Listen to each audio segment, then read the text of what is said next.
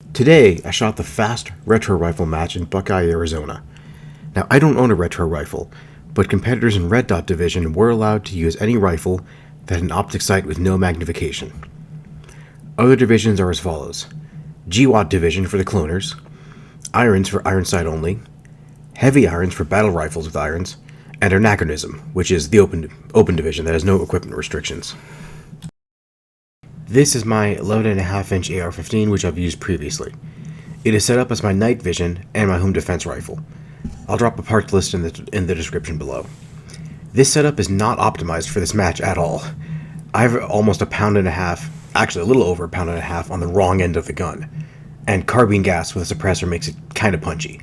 But I ran out of time the week prior to confirm zero with a more suitable upper, so I just ran this.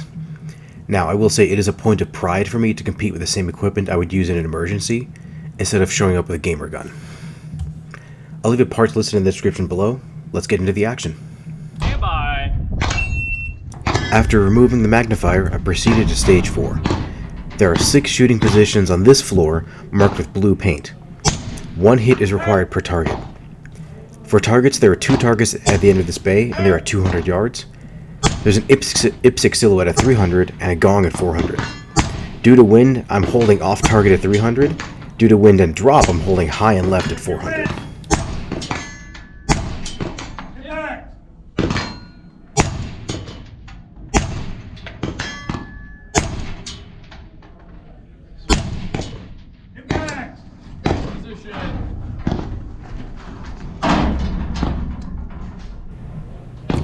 The angled vertical foregrip is not ideal for shooting off this rail, however I'm making it work.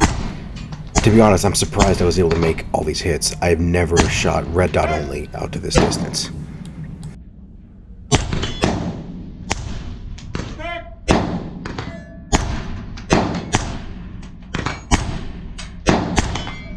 Impact!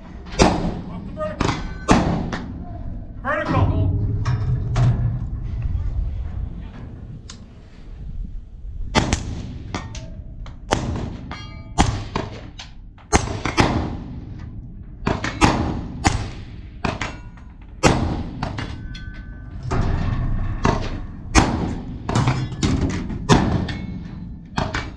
As my first stage of the day, I'm a little rusty. I'm still getting used to trigger control, discipline of having the sight on target before I pull the trigger, and my reload speed is garbage. As you'll see, it gets significantly better during the course of the day.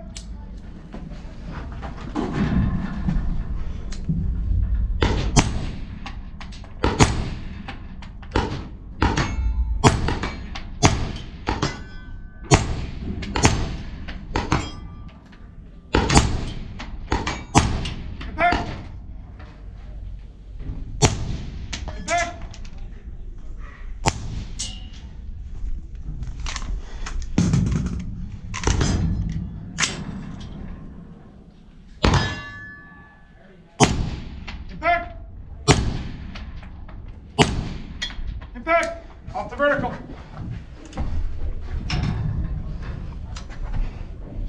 While I am able to make the hits at this distance, it costs me more time and critically more ammo than I really need, so that costs me a lot.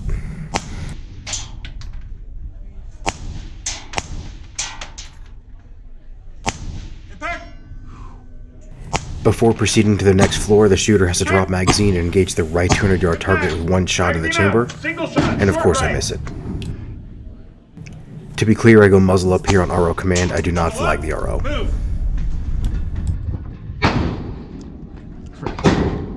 Shooter, once you are in position, go and load, make ready. Engage your targets. Near to far twice.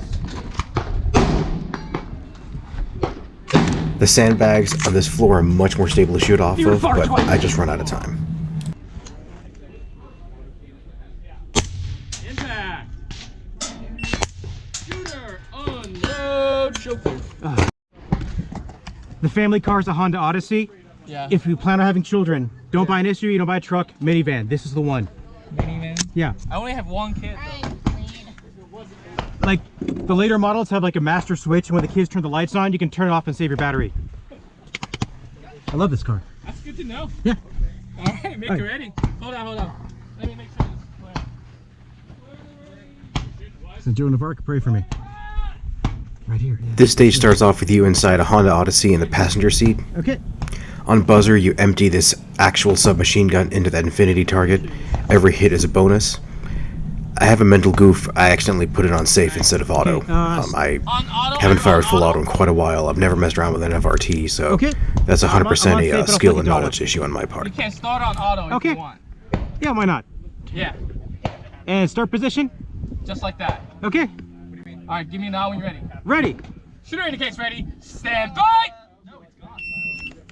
Oh, what? Oh. It's been a while. My bad. My bad. All the magazines have to start in the trunk as well as the rifle. Most people just opted to take off their chest rig and put it on the clock, as I'm doing here. Haven't shot full auto in quite a while. You're good. I'm not an FRT enjoyer, so what can I say? Just gotta do good for the rest of it. The mileage of the Honda Odyssey is pretty good. Actually, ergos are so good with car seats. It's so underrated. All right. Let's do this thing. From this bay, from the right hand, the shooter has to engage those two steel plates at 50 yards. No double taps, 2 hits each. And then 2 on the paper. Repeat from the kneel, repeat from the prone. Kneeling. Yes. 1, 2, 2. Prone. 1. Honestly, it's all 1, 2, 2.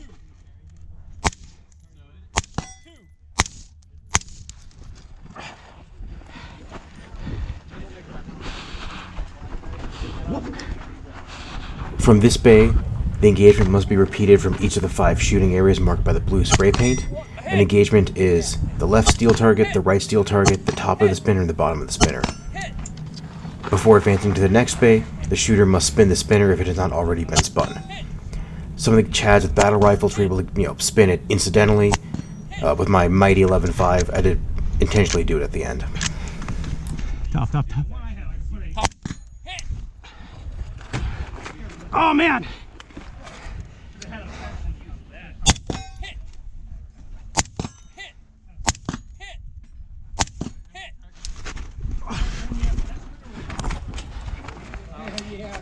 Shooting from the prone of these 50-yard targets is a piece of cake. The gravel and sand has some give to it, so it's very easy to monopod the rifle.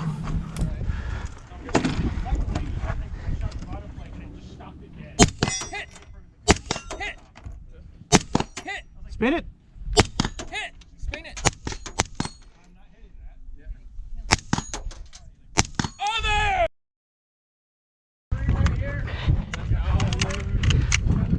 This left bay is identical to the right bay, except the shooter must engage left-handed. Try that fan. You'll see me here using my support hand, which is now my right hand, grabbing the vertical foregrip instead of doing a C-clamp. That forend gets real hot. It's an 11.5 with a can on it. In future stages, I'll glove up, but the vertical foregrip is there for a reason. I keep opening my mouth up when I shoot. I feel it does help me, I'm just push the rifle into my shoulder for better recoil every control. form of cancer. It helps support all the accessories on the wrong end of the rifle and the front end of the rifle. And yeah, it does serve as something I can hold when it gets real hot. On the paper, you'll see me send 1 extra shot because I'm not sure I calculated height over bore correctly, but as it turns out, all 3 hits are on paper, so they're all good. This stage went really well. I feel like I finally found my stride. Hey, if you finished, unless you'll play it. This stage has 4 targets 50 yards away. 1, They must be engaged with 2 hits each, but no double taps. So that's one sweep, then another sweep. There's an optional moving target which can be engaged for a 5-second bonus. I opted to engage it every single time because how often you get to do this. My weight loss program is working great. You can see my increased sprint speed here. Then do an action hero slide into shooting area 2.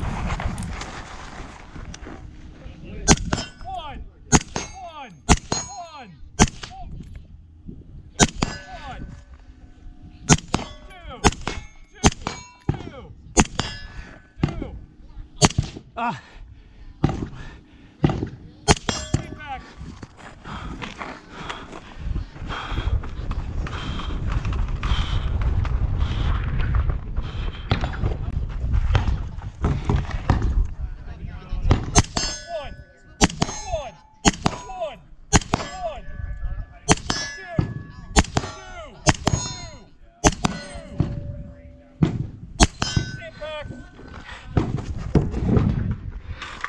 Perform a reload on the move, then on to position 4.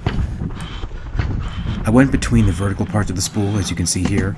In retrospect, I probably should have shot over the top, just to have a better field of view.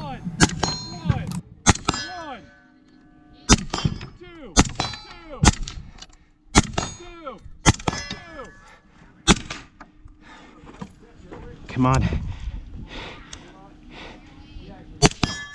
I don't think that bonus won me much. I mean, I think I used 5 seconds to make a 5-second bonus, but again, how often do you get to shoot a moving target?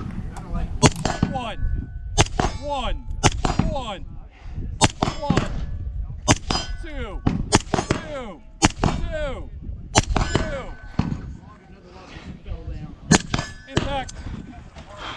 5, 6.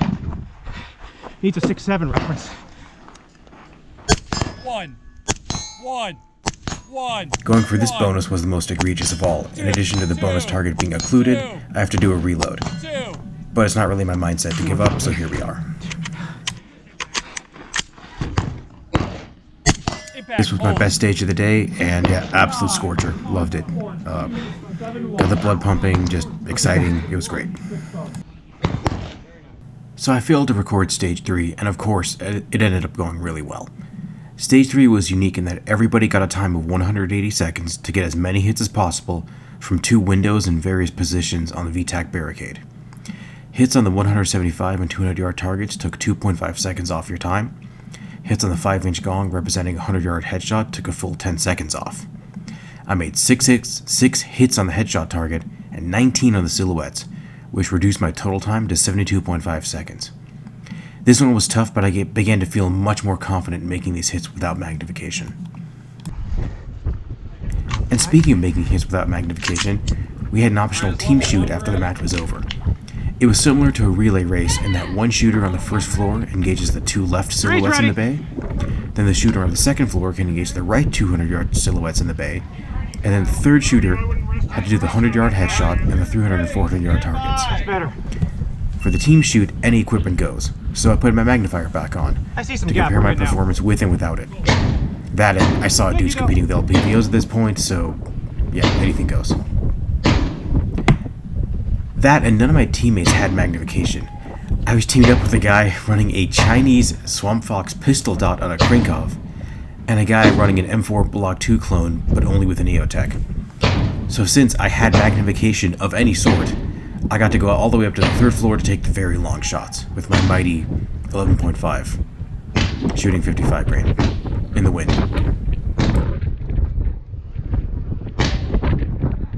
Go. Impact. All right, let's go downtown.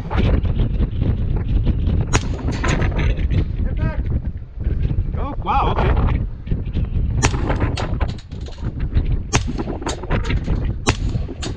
Impact. On set. Whoa, go!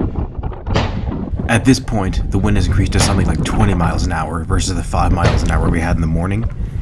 So I'm holding significantly high and significantly left for the 300 and 400 yard targets. Go.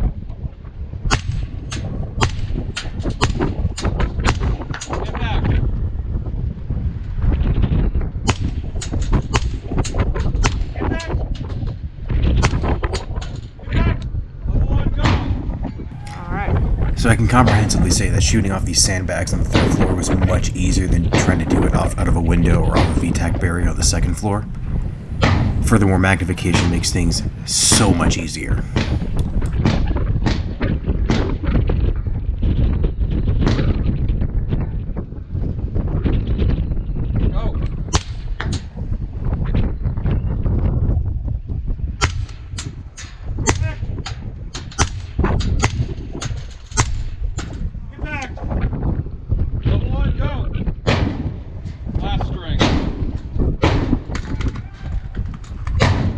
I perform a proactive reload here, which one of my teammates fails to do.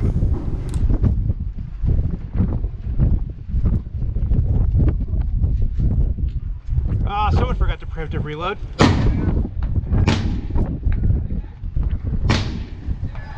Go.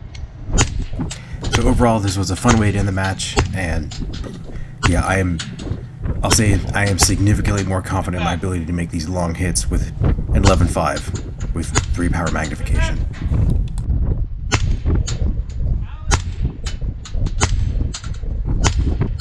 Impact. 176.6 on motor show clear. My overall impression of the inaugural fast retro rifle match is pretty much all good. The match was very efficiently run. The safety rules were not overly constrictive at all. They treated us like adults, which is nice. The facility is excellent with lots of shade. This is a very practical consideration in Arizona in the summer. The divisions were unique and different from traditional shooting matches, but the different divisions still offered equal challenge. And most importantly, that shooting challenge was perfectly difficult. It was not too easy, it was not too hard, it was challenging, and it did push me to failure, but I was able to learn from that failure, improve my technique, and actually progress as a shooter. I have absolutely no critiques of this match. This match was a blast. If you are able to sign up for and attend a fast match, do it. You're not going to regret it. Well done, Russell Fagan. Well done, Independence Training. Well done, Range 2131. Thanks for having us. And viewer, thank you for watching.